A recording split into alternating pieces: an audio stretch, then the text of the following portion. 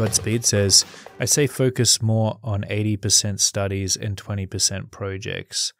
Yeah, for sure. So it is good to split them up. I think that you want to mix both up from time to time because you want to apply what you're learning in the studies to actual finished pieces of work. You want to be learning in the context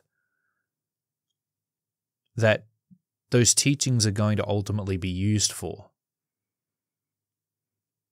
Because your brain needs to know why it's learning something in order to store it properly. It needs to know what the utility of proportions are. It needs to know what the utility of anatomy is in order for it to place the correct level of importance that needs to be on it for you to have proper recall when it comes to using it in a finished illustration.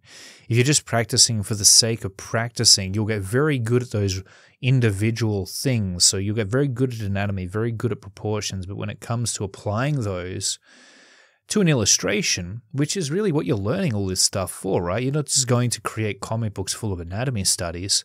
I mean, arguably that's kind of what comic books are sometimes, but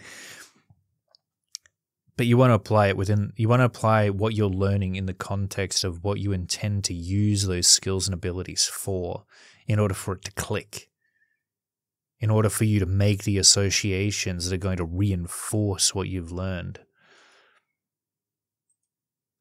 So just to tell you guys how I came up in the game when I was studying this stuff, I would do a bunch of practice studies of figures and anatomy and whatnot, you name it.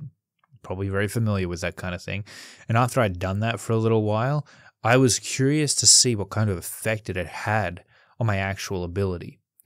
And so I would go ahead and I would create a new piece of artwork and look at the effect and utilize those abilities that I'd been learning.